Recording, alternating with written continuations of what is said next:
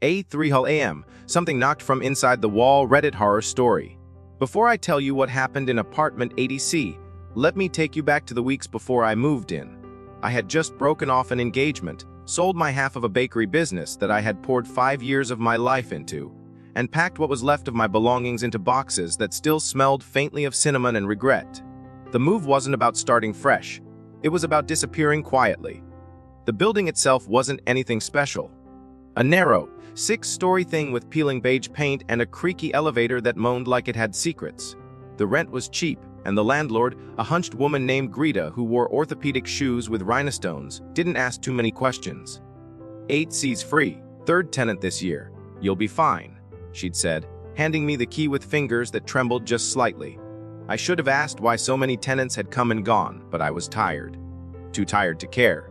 The day I moved in, the hallway smelled like boiled cabbage, and someone down the corridor was playing opera music that skipped every few seconds.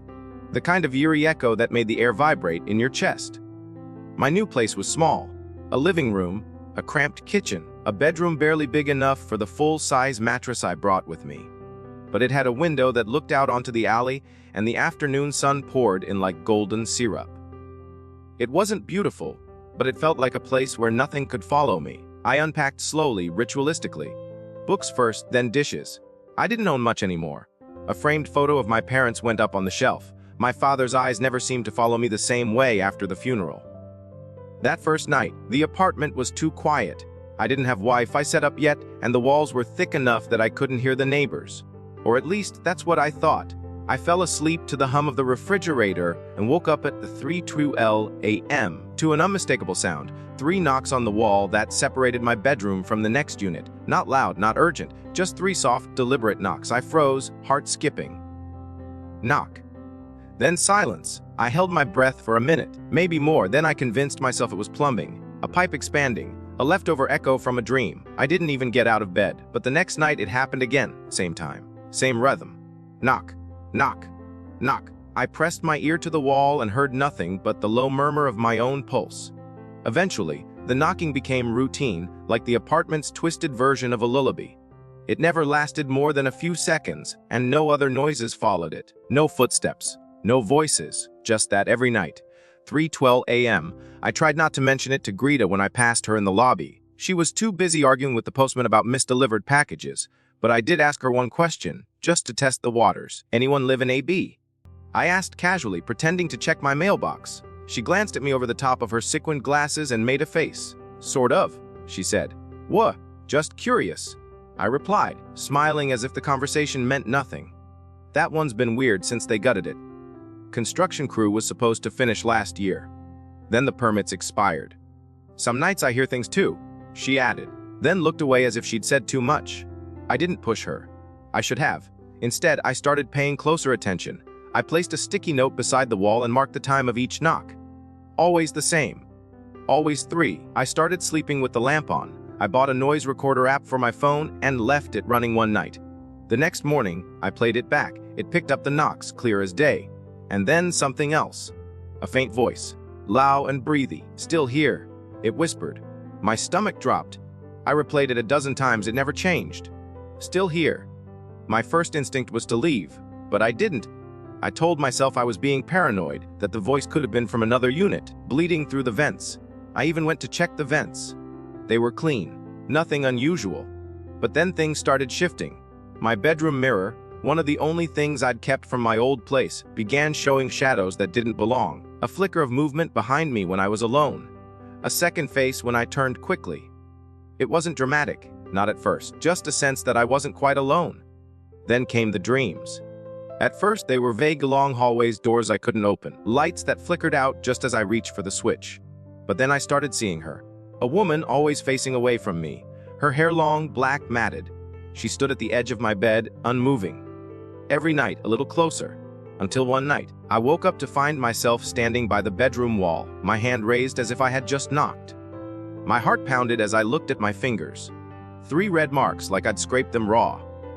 I started keeping a journal, trying to write it all down. The entries became erratic, filled with drawings I didn't remember making. Spirals, ice, a diagram of the apartment that I never consciously sketched, with a small X marked on the wall, right where the knocks came from. I decided to investigate. I knocked back. Once, twice, 3 times, waited. This time the answer came instantly. Not knocks, a voice. It was a whisper, soft but right in my ear, as if someone were standing behind me. "You're early." I spun around. Nothing. My skin went cold. I pressed my palm flat against the wall and noticed something I hadn't before. A faint groove running horizontally like a seam. I pushed against it. It didn't budge.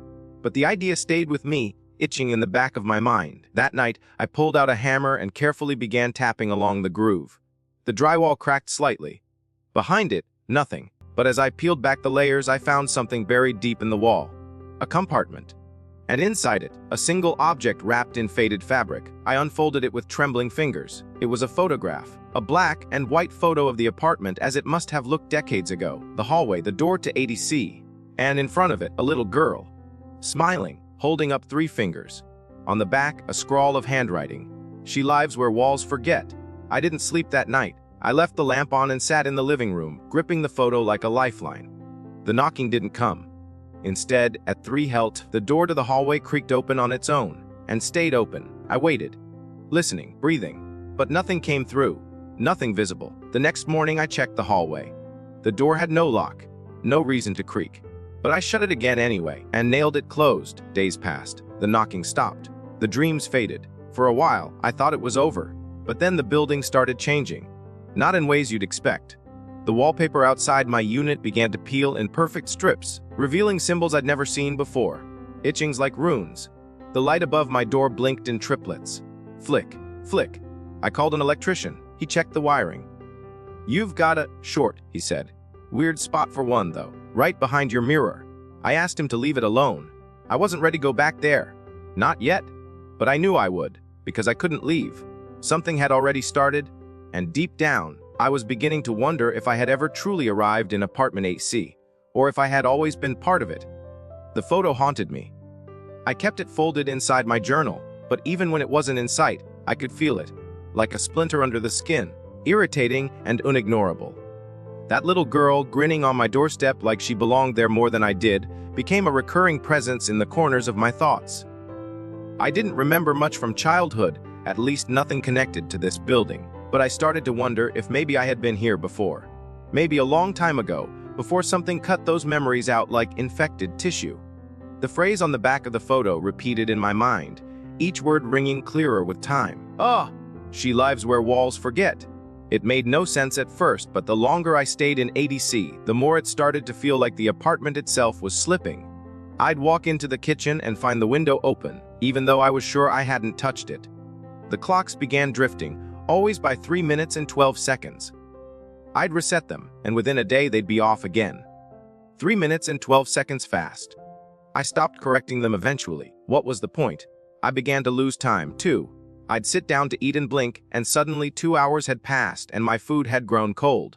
I'd wake up with my clothes turned inside out, or the contents of my kitchen drawers rearranged like someone had been searching for something, only nothing was ever missing. Not physically, anyway.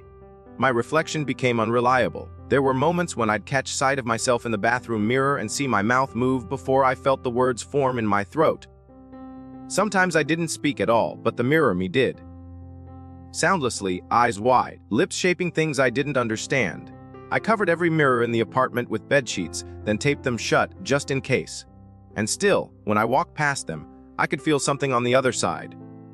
Pressing outward, eager. It was around this time I stopped leaving the building. I didn't notice it all at once, just realized one day that I hadn't stepped outside in over a week. There was always an excuse. It was raining. I was tired. I didn't need groceries. But the truth was, the world beyond the lobby doors had started to feel like it didn't belong to me anymore. The building had teeth, and I had been swallowed whole. Greta was still around, but she avoided me now. She didn't respond when I called her name in the hallway, and she always seemed to be disappearing around corners when I entered a room. I tried knocking on her door once, but the inside of her apartment was dead silent, even though I saw the light under the door flicker in that same 3-beat pattern. Flick, flick. I started documenting everything obsessively. I drew the apartment over and over, mapping changes, measuring shadows. I made notes of temperature shifts and patterns in dust. I tried to rationalize it, pretending I was conducting a scientific experiment rather than spiraling into some waking nightmare. The journal filled quickly. Page after page, hour after hour. I rarely slept, and when I did, the dreams pulled me somewhere deeper than rest. I'd find myself in endless hallways, identical doors lining the walls, all of them marked with the number 8. Each time I opened one, I saw a version of my apartment, but altered. In one, the walls bled down into the carpet. In another, the ceiling was filled with eyes. Once I opened a door and saw myself sitting at the table, staring back with empty sockets where my eyes should have been. I slammed the door shut and woke up on the kitchen floor, my mouth filled with dust. But nothing disturbed me more than the dream where I saw the girl from the photograph again. She stood at the foot of my bed, no longer smiling. Her eyes were wide with panic, and her mouth was soon shut with thread. She lifted her hand and pointed at the wall, 3 fingers. I awoke screaming. I tore the wall open the next day. Not a small patch, not a test. I grabbed a crowbar and began peeling it back completely. The drywall fell away like old scabs. Beneath it, I found layers of wallpaper, one over the other. Floral, striped, faded green, then a strange gray that shimmered like stone. I kept going until I hit something solid. A door. A door inside the wall. It had no handle, no hinges. Just a rectangle carved into brick.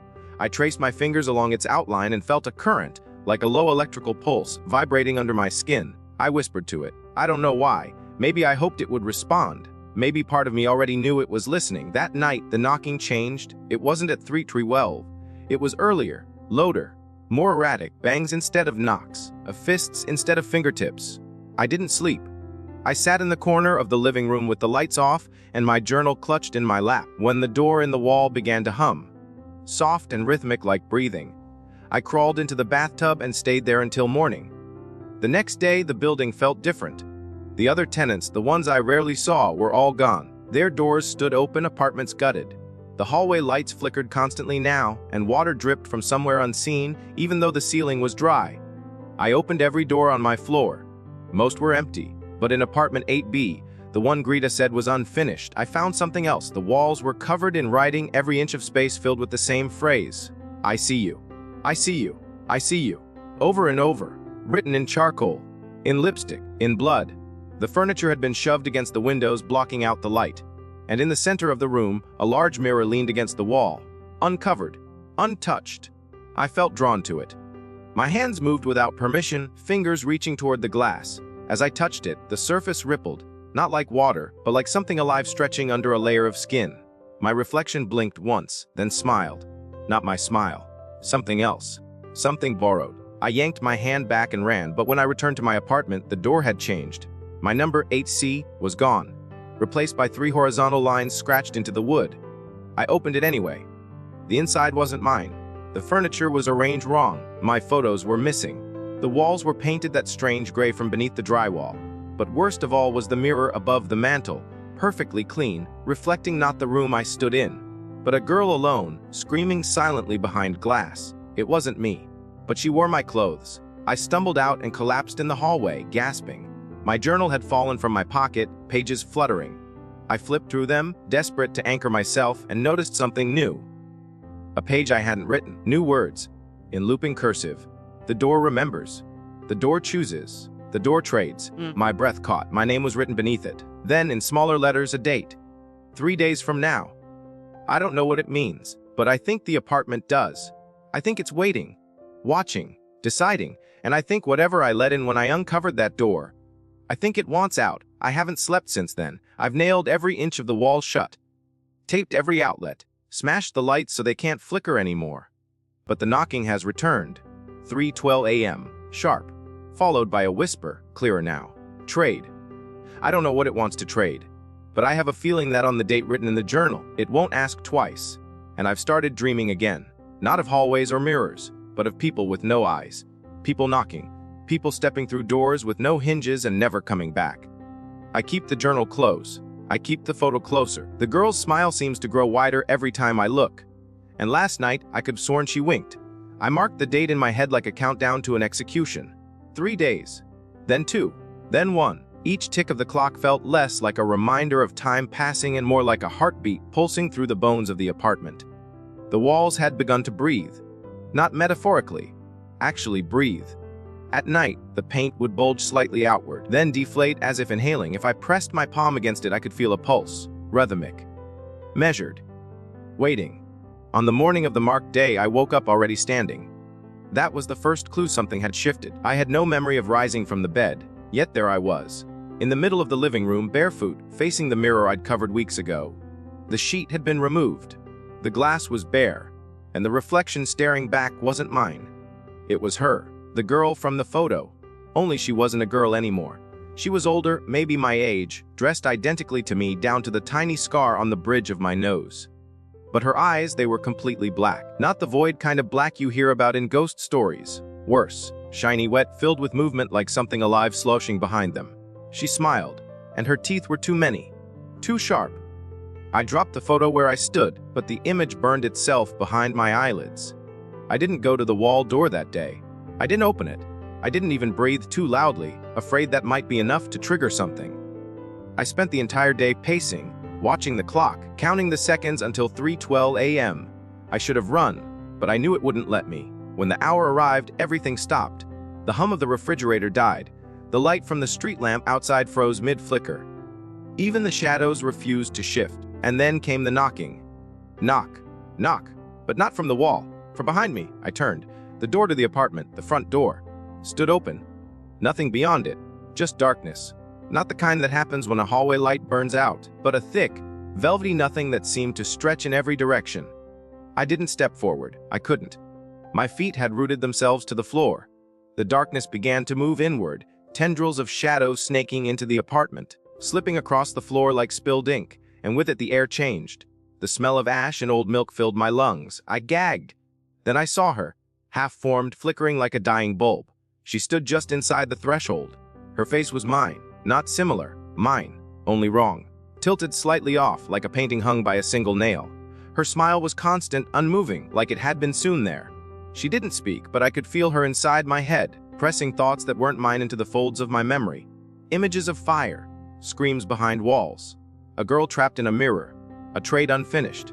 "You came early," she said without sound, lips never moving, "but you're ready now." I shook my head. I didn't know what she meant. I didn't understand any of it. She extended a hand toward me, and I felt my own arm rising, not by choice. Muscle by muscle, my body betrayed me. My fingers brushed hers. Cold, wet, and then the room dissolved. I was no longer in apartment 80C. I was nowhere, or maybe everywhere. An endless corridor of mirrors stretched in every direction. Each one showed a version of me, but not quite me. Some were older, others younger. Some wore smiles that didn't reach their eyes.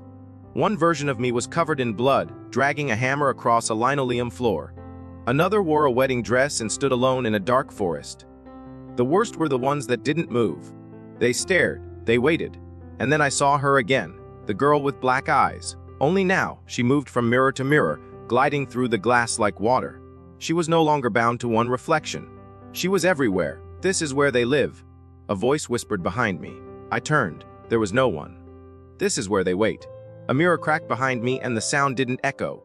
It swallowed itself. I began to run, not toward anything, just away. The corridor twisted in on itself, looping endlessly, until I slammed into a wall that hadn't been there seconds before. Blood filled my mouth. I tasted copper. Then hands, cold, countless, grabbed me from behind and pulled. Down, through the floor, through myself. I woke up screaming in the bathtub, the mirror above the sink shattered, shards sticking into my shoulder. My hands were bleeding, fingernails cracked. I had been clawing at the porcelain. The photo lay on the floor beside me, burned at the edges. The little girl's face was gone, just a smear of shadow where her eyes used to be. I didn't remember getting in the tub. I didn't remember the mirror breaking. But I remembered everything else. The corridor, the reflections, the truth. This wasn't just a haunted apartment. It was a threshold, a choke point, a gate. And I had opened it, or worse, become it. After that night, the apartment didn't behave like an apartment anymore. Doors led to places that shouldn't exist. The hallway outside would loop back to my kitchen. The closet stretched for miles, its walls pulsing with breath. I tried to leave, packed a bag, walked out the front door. But when I reached the street, I blinked and found myself standing in the living room, bag gone, window open, 312 glowing on the microwave. I was trapped. And the worst part was I didn't mind. I started talking to the girl in the mirror. At first out of desperation, then out of routine. I'd tell her what I dreamed, what I remembered, what I feared. She never responded, just smiled. But I knew she heard me, because the walls started changing to reflect my stories. They'd bleed ink in the shapes of my drawings. Whispers in my own voice would echo back my words, just twisted slightly, as if translated by someone who didn't quite understand. You were her. That's what the voice told me once. But you forgot. I wanted to scream at it, but I didn't know what I'd be denying. My memories had become unreliable. Sometimes I'd recall a birthday party in a house that never existed, or a sister I was sure I'd never had. One night I found a shoebox under my bed containing Polaroids of me and a girl with matching clothes and identical smiles. On the back of each, the name, Elora, was written in shaky ink. I had no memory of her, but my eyes in those photos looked whole in a way they hadn't in years. I taped the pictures to the wall one by one and watched as their faces began to fade. Not instantly. Over time, like they were being forgotten again. One morning I woke up, and the photos were blank, white squares, but the mirror was full, not of reflections, of them. The others, all of them pressing against the glass, mouths open, silent, watching. I understood then. The mirror was not just a window, it was a dam, and the cracks were spreading. That day, I found the journal open to a page I hadn't written. In the same looping handwriting, the trade is not denied, only delayed. And beneath it, a new line. Choose. I thought about ending it, really ending it. But the apartment wouldn't let me. The knives were gone. The windows sealed. I tried smashing through the drywall, only to find more mirrors buried inside the structure, angled so that no matter where I stood, I was always reflected. Always watched. I've been counting the days since then, but time no longer behaves here. 1 hour stretches, one blink skips. I write because it helps me stay anchored. Because maybe if I record everything, I'll remember who I was, or warn whoever comes next. But the paper's beginning to change. The words shift when I'm not looking. My name rearranges itself. And sometimes I catch my own handwriting spelling things I don't understand. Last night I wrote a sentence in a language I've never seen before. And when I traced the letters, my fingers burned, my eyes bled, and I laughed. Because the laughter wasn't mine. I hear it now, even as I write. A soft giggle behind the walls. Closer, closer, 3/12 is near. The knocking has become constant. No rhythm, just need. They're coming through. Not all at once, but enough. I see them in reflections, in puddles, in my own shadow. And worst of all, I think they're starting to take more than just my face. I look in the mirror, and I see her. Not watching, not mimicking, living. She touches the glass, and my hand tingles. She opens her mouth, and my breath stutters. We're merging. I know it. And when we're done, there won't be a me anymore. Just her. Just them. Just the apartment. I don't know if this story will survive me. But if it does, don't come looking for apartment 8C. Don't answer the knock. Don't touch the mirror, because some doors don't open.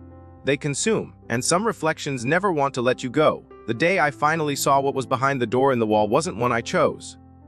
It chose me. I had stopped keeping time by clocks. Those had become too fluid to trust. Instead, I measured the passing of reality by how long the whispers in the drywall stayed silent, by how long the hallway outside my apartment didn't rearrange itself, by how long the mirrors remained just glass. That morning, if you could call it morning, none of those things behaved. The whispers were loud and constant, 100 voices speaking in sync but saying different things.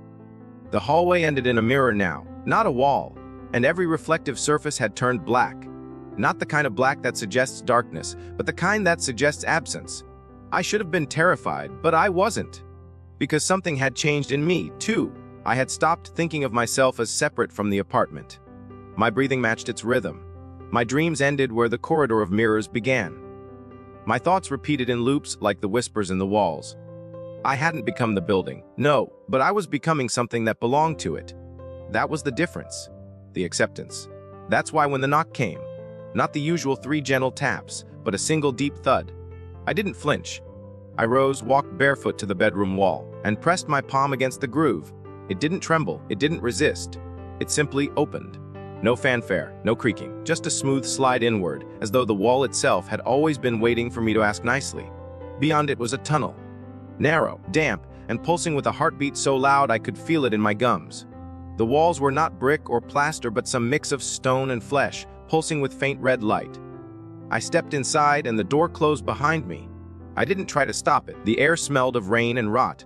Ahead, the corridor widened into a chamber, and in the middle of that chamber stood a chair, no throne. Just a simple, wooden chair facing a wall of mirrors. Hundreds of them, some cracked, some fogged, all humming. I approached slowly. Sitting in the chair was the girl, Elora. I knew her name now. Not because she told me, because I remembered. She turned to look at me, but her movements were stilted, as if marionette strings were pulling her against her will. Her face was covered in hair, but her eyes glinted from behind it, glassy and too wide. I reached out and gently pushed the hair back, and the moment I did, everything shifted. Memory, or hallucination, it hardly mattered, poured into me like scalding water. I saw two girls playing outside a building. This building. Before the renovations, before the cracks, before the hunger in the walls. I saw their mother holding one of them by the wrist. I saw arguments, shouting, the other child locked in a room as punishment. I saw a mirror, an old one, ornate, a family heirloom, wrapped and forgotten in the attic of ADC. And I saw that mirror break. The glass didn't shatter, it bent, like it had caught something, or someone. That someone had been Elora, trapped during a game of hide and seek, hidden in the mirror, screaming unheard. And then, silence. Forgotten. Years passed. Families moved in and out. Some noticed the strange things. Most didn't. But the mirror remembered. The walls remembered. Elora remembered. I stumbled back from the chair. My hands trembled. Elora didn't blink. Her voice filled the room, though her lips never moved. "You let me stay." I shook my head, but deep down I knew what she meant. I had been the one who ran away that day. The one who didn't tell anyone where we'd hidden. The one who closed the attic door. The one who forgot. "You traded me." The phrase rang like a gong in my skull. I had no memory of making that trade, but the building remembered. I was 5, I whispered. I didn't know. Her smile was small, sad, almost human, but the door did. I looked at the wall of mirrors. One of them was glowing faintly. I stepped closer and saw myself, current me, standing in the apartment, blood on my face, smiling, only I wasn't moving. It was a loop, a moment that had already happened. Behind me, Elora rose from the chair. I didn't hear her footsteps, but I felt the air shift. She stood beside me, gazing into the mirror with me. Her hand reached out, brushed mine. "Do you want to undo it?" she asked. Not aloud, but in the mirror. My reflection asked it. My mouth didn't move. "Wes," I whispered, though I had no idea what that meant. She pointed to a smaller mirror in the bottom corner. It didn't show either of us. It showed a room, the attic, still boarded shut. The mirror, the original mirror, was still there, fractured, humming, wrapped in plastic like a corpse in a shroud. "It started there," she said. "It ends there." Then she'd no flash, no scream. Just gone. I stood alone in the chamber of mirrors, feeling the weight of 1,000 eyes. The corridor behind me had closed, but another path opened ahead. I walked. The passage twisted unnaturally, and each step sounded like it echoed in reverse. When I emerged, I was in the attic, but not in the past. Now, present day, the boards were broken. The room smelled of mildew and old grief, and the mirror stood in the center, tilted against the wall.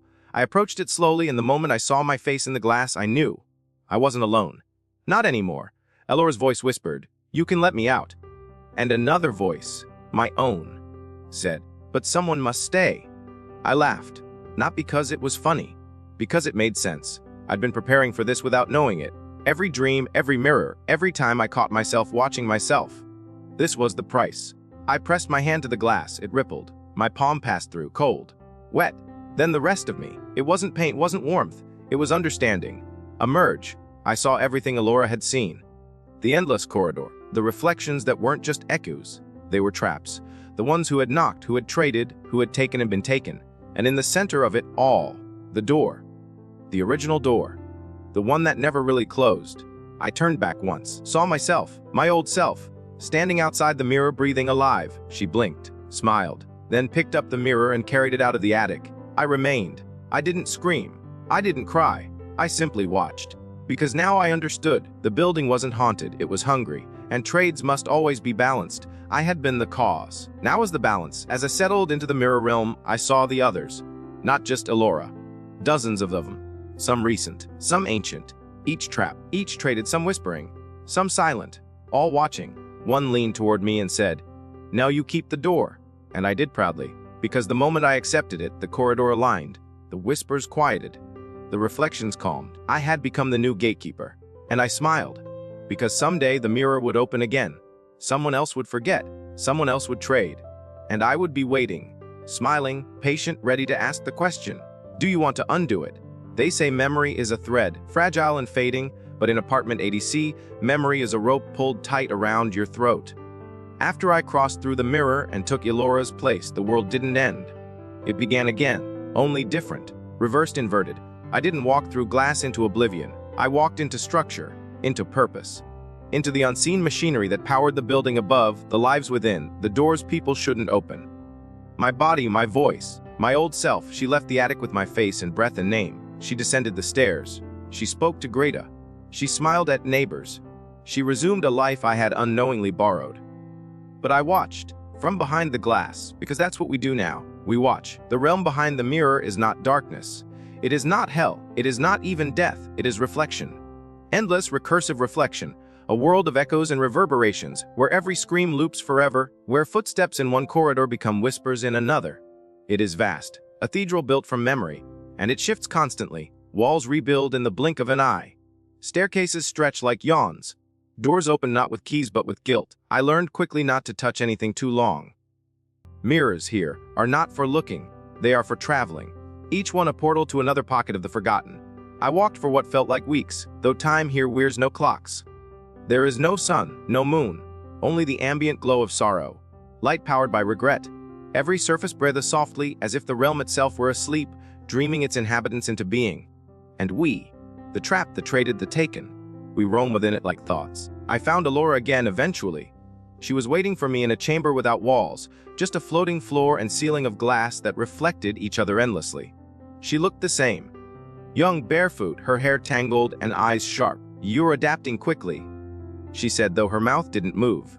Here, words are sent rather than spoken, like radio signals through fog. I was afraid you'd resist longer. I didn't ask how long she'd been here. I knew it didn't matter. Instead, I asked the only question that made sense. Is there a way out? Her smile was sad. There's always a way out, but never back. She showed me how to read the mirrors, not with eyes, but with feeling. Each surface here remembers what was last reflected. Sometimes it shows what could have been. Sometimes what still might be. The trick, she said, is not to trust any one image. Mirrors lie, but they never forget. Through one, I saw Greta years younger, opening the mirror for the first time. Her husband had just died. She had gone to the attic to retrieve old photographs, and when she pulled the sheet from the mirror, it breathed. She stepped back, but didn't run.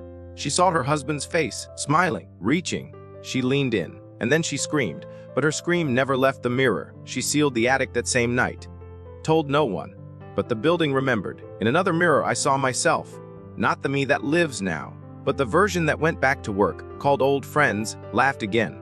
A version that never knocked on the wall, that never found the photo, that never remembered Elora.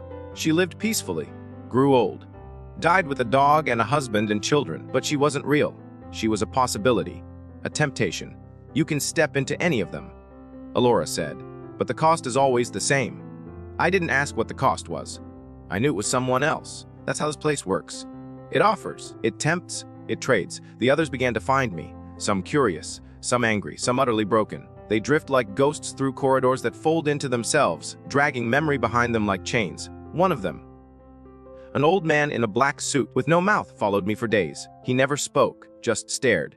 Eventually I turned and stared back. He reached into his chest, pulled out a cracked mirror, and held it toward me. In its reflection, I saw a child's bedroom, toys, a bed, a door ajar. Then I saw him, young, crying, standing by a closet. Inside the closet, a mirror, and something moving behind it. He had made a trade too. That's when I realized this place isn't new.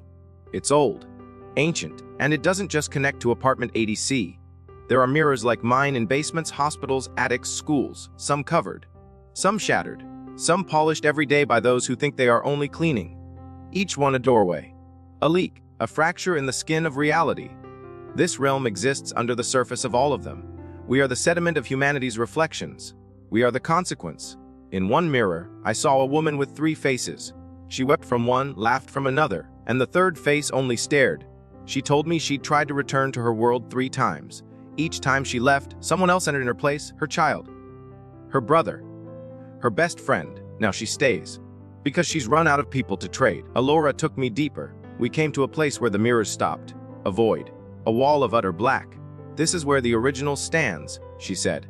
The first mirror, the first door. It was smooth and flat, impossibly large, humming with a sound too low for ears. Elora placed her palm against it. This is where the apartment came from. AC is just the latest manifestation.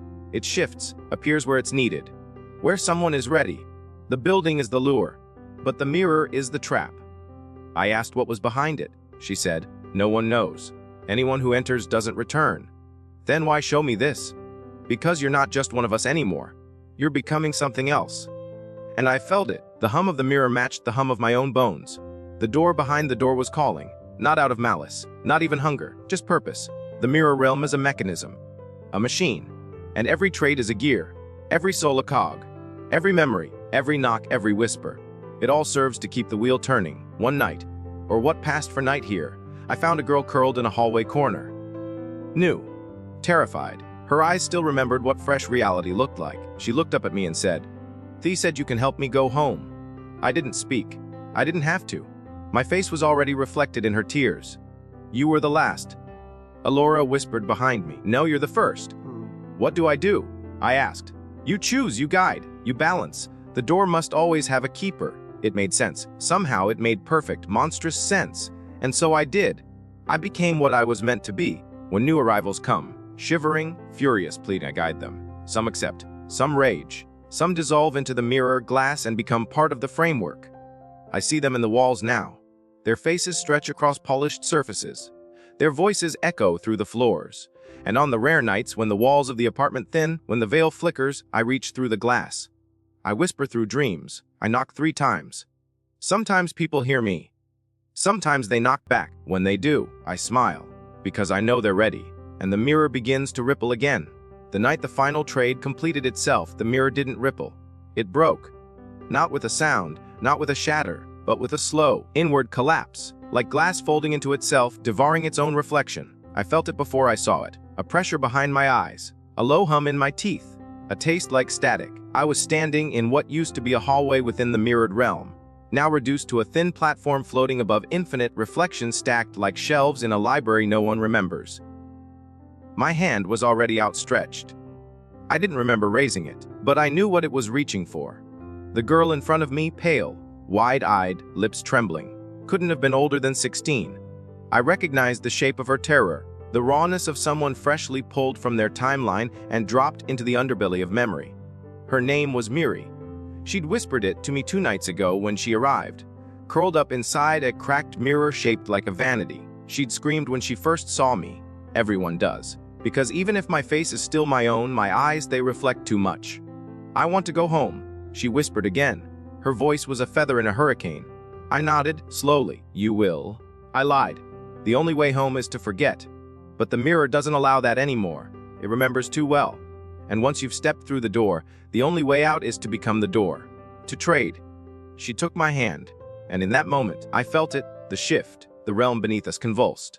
Every reflection blinked. Every echo held its breath. Even the whispers that usually roamed freely through the mirror realm's lungs went silent. Then, like a curtain lifted, I saw everything at once. I saw the original mirror again. Not as glass, but as a seed, planted centuries ago, maybe longer, when the first reflection was ever seen. A child in a pond, a hunter in obsidian, a woman in polished bronze. That first moment when someone saw themselves and believed the image had a life of its own, that was the birth. The original lie, and from that lie, this realm bloomed. It wasn't a punishment. It wasn't a hell. It was a memory engine, a reservoir for the forgotten, the silenced, the traded. And like any living thing, it needed caretakers. It needed a mechanism to turn intention into consequence. I had become that mechanism. But now the system was collapsing. The final trade was never meant to happen. Because I wasn't meant to stay, and she wasn't meant to come. Miri began to blur. Her features melted, twisted, not from the mirror's hunger, but from contradiction. The realm didn't recognize her. She was not an echo, not a reflection. She was unprocessed thought, someone who had found the mirror not through fear or guilt, but by accident. And accidents have consequences. The floor beneath us cracked. Thin lines of white light spread across the mirrored surface, spider webbing like veins. I pulled Miri close, shielding her with my body, though what good would that do here? She looked up at me with tear-filled eyes, her form flickering like static on a screen. "I shouldn't be here," she said. "Not scared now, just calm." "No," I replied. But maybe that's the point. Because if she wasn't meant to be here and the mirror still pulled her through, then something had changed. Something was broken. Or waking up, I turned. Behind me, the original door was open. That had never happened before. A howling void poured from it. Not wind, not noise, but absence. a kind of silence so deep it threatened to unmake anything it touched. I saw memories unraveling. Mine, Elora's, Miri's, spooling into the air like cassette tape, curling and fading. And standing in the doorway, smiling gently, was me. Not the me I had become, the me that had never knocked. She was older. Her hair streaked with gray. Her eyes lined with time, not horror. She wore a soft sweater and held a mug of tea like she'd stepped out of a peaceful life. And she was real, not a reflection, not a possibility. Somehow, she had returned. "You left the door open," she said, tilting her head. "That was your mistake." I opened my mouth to speak, but no sound came. Miri was staring at her, confused, as if seeing two versions of me at once was pulling her apart. "You wanted to undo the trade," the older me continued, her voice gentle but firm. "But you didn't understand the cost." "I paid it," I mouthed. She shook her head. "No, you delayed it. But the mirror remembers. The mirror collects. It never forgets a debt." As she stepped forward, reaching for Miri. "No," I whispered, suddenly terrified, because I understood then. Miri wasn't the next trade. She was the correction, a variable, a contradiction. The realm didn't recognize her because she wasn't supposed to exist here. But she did, and that meant the mirror was breaking, fracturing under the weight of too many trades. Too many liars. I looked at Elora, who stood now in the distance, her body translucent, fading. She nodded once, soft, sad. "You opened the door," she said. "Now you have to close it." "But how?" "I did. You know how." I looked at Miri, then at the older version of myself. She was still waiting, patient, sipping her tea. She wasn't angry. She wasn't cruel. She was simply necessary. A course correction. The one who chose the other path. Who stayed away. Who never opened the wall. I stepped forward. Miri tried to follow, but I shook my head. "No more trades," I said, and I stepped into the original mirror. The silence was complete. I didn't fall. I didn't burn. I simply stopped being. Stopped remembering. Stopped watching. And in that moment, the mirror sealed. The door closed. The realm sighed. Later, if time can be measured anymore, the apartment stood silent. The wallpaper no longer peeled.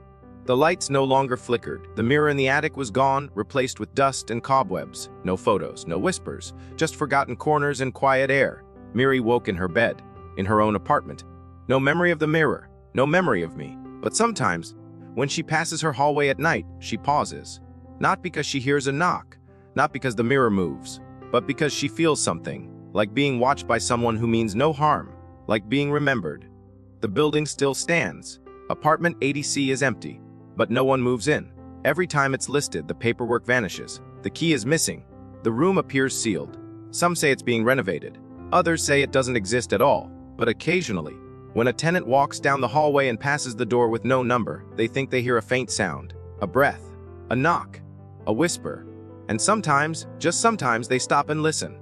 They reach toward the door. And if you stand far enough away, just outside their reflection, you might see a shape move behind the mirror. Watching. Waiting, choosing, because though the trade ended, the memory remains. And the mirror is never really gone. Enjoyed the video? Give it a thumbs up, subscribe to the channel, and tap the bell so you never miss an update.